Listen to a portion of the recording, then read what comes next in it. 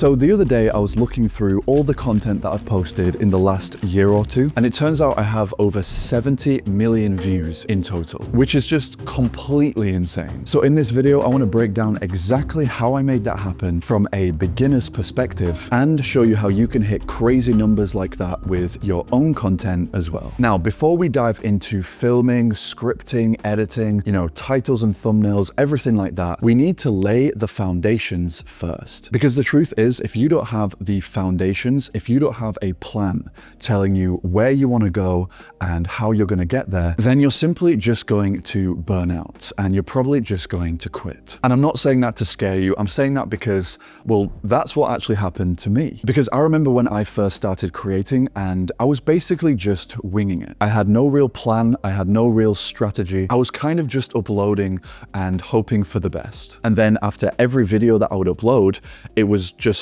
silence, no views, no subscribers, no followers, literally nothing. And a huge turning point for me was when I started actually writing down my plans. And I'm not talking about just making a note on your phone. I mean, actually taking a literal pen and paper and writing this stuff down. Now, don't worry, you do not need to write down some perfect master plan, because as you go along your journey as a creator, things are going to change along the way. But you do want to be asking yourself questions like, what type of creator do you want to be? Do you want to help people, teach people, inspire people, or maybe just make people feel a little bit less alone? How do you actually want to serve your audience? And you can also ask yourself, where do you want to be in 6 months as a creator? Where do you want to be in a year as a creator? And for every single person watching this, your answer for that is going to be a little bit different. For some of you, you want to start a business on YouTube. For other people, maybe you just want to hit 1,000 subscribers, but make sure you actually write down where you want to be. And this is so powerful, because once you start writing this stuff down, it gives you a sense of direction, and it also gives you something to aim for. Now, the second foundation that is really important to think about is your content schedule. So for a lot of you watching this video, you are probably very ambitious. You probably want big things as a creator.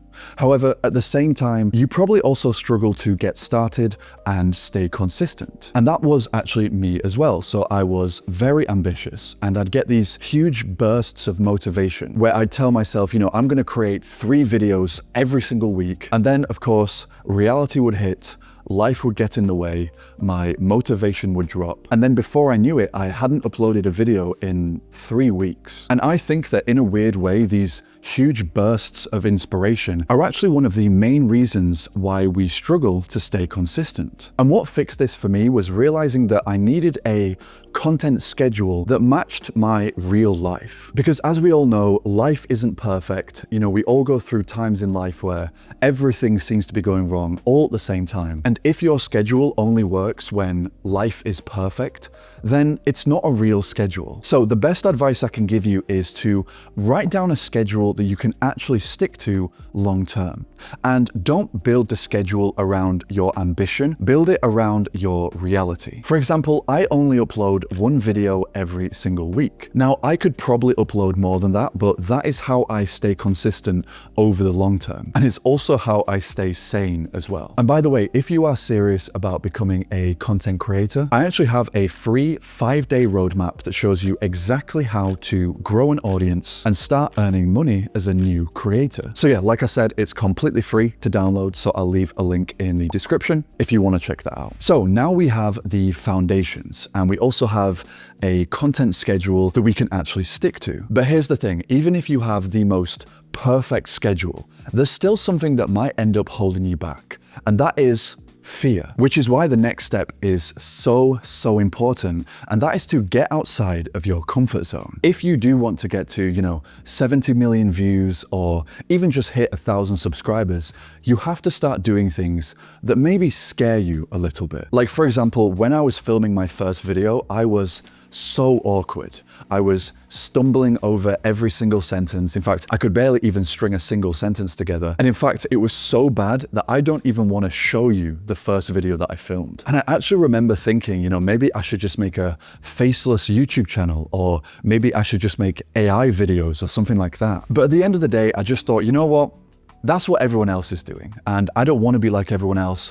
I don't want to have the results that everyone else is getting. So I decided to just own it. I decided to just upload the videos anyway, even though they were horrendously awkward and I felt horrendously uncomfortable showing them to the whole world. But then I noticed that the more that I pushed myself and the more that I stepped outside of my comfort zone, I found myself becoming more confident, and I found that I could articulate my ideas better when I was speaking to camera. And that is the moment when people started to respond. That is the moment that the algorithm started to pick up on my videos, all because I simply stepped outside of my comfort zone. And actually, one of my favorite quotes ever is, if you want a life that other people don't have, you have to do things that other people won't do. Okay, so now that we've stepped outside of our comfort zone, now it's time to sharpen your skills and study the game. Because here's the thing, most creators probably spend 90% of their time just consuming content, mindlessly scrolling through TikTok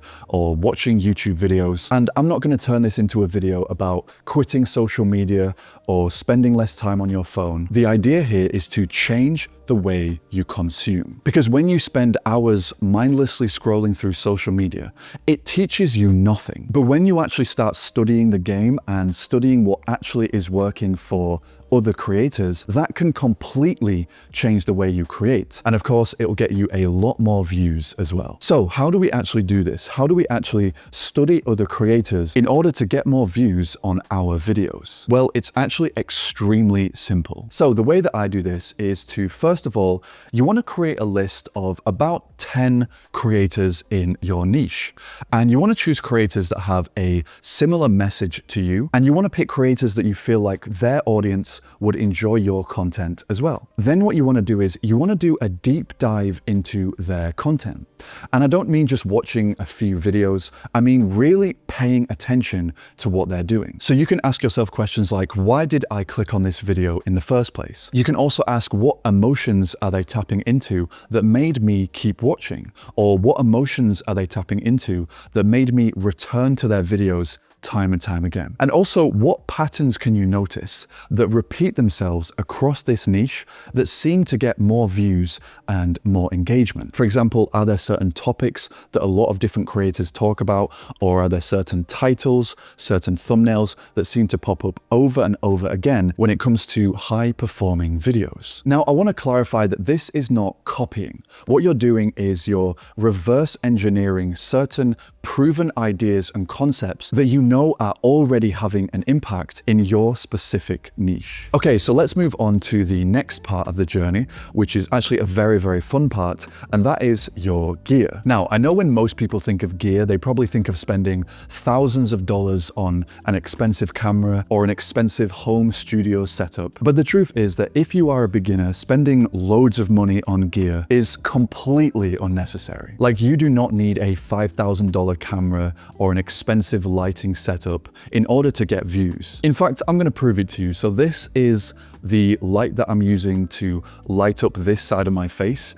And I mean, look at this. This is a $20 ring light that I got from Amazon, and it's broken, so I had to sellotape it to a $10 tripod that I also got from Amazon. And that is literally what I'm using for one of the main lights for my setup. Because the truth is that whatever you can use and whatever you have the budget for, you can make it work. Like, for example, if right now you don't even have a camera and you're just using your iPhone, that is completely fine if you're a beginner. Like, it really doesn't matter. Like, for example, I could show you plenty of videos out there on YouTube that have, very average camera quality, very average lighting, that have tons of views. But if you are at a point in your journey where you feel like you are ready to make improvements to your gear, I have said this before, but always start by improving your audio. Because there are actually studies that show that the audio quality of a video has a massive impact on the retention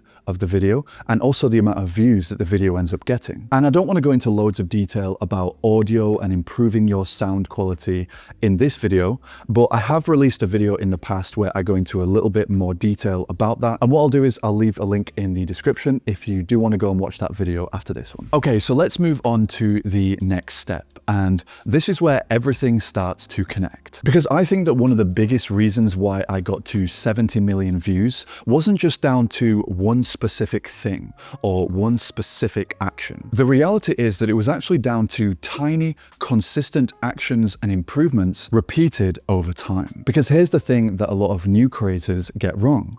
They hear the word consistency and they hear the advice to just be consistent. And then they think that, okay, if I just remain consistent over a long period of time, then eventually it will magically just work and eventually I'll make it. But that is missing the whole point, because consistency alone doesn't create momentum. Consistency alone won't get you millions of views. The thing that is actually going to get you views is small, consistent improvements over time. Like take my journey, for example, because like I mentioned, I was terrible at speaking to a camera at first. And I believe that the only reason I got better was, again, small improvements over time and maybe becoming 1% better every time I showed up to film. And that's why this just be consistent advice is kind of misleading, because you could upload videos for a year every single day. But if your videos are terrible and nobody wants to watch them and you're not improving over time, then you're not going to grow. It's as simple as that. So yeah, don't just focus on consistency, focus on consistent, deliberate improvements over time. Now, there is one final piece of the puzzle that we need to dive into when it comes to blowing up your content as a beginner. And I'm actually going to break it all down for you step by step in this video right here. So yeah, click onto that video and I'll see you there.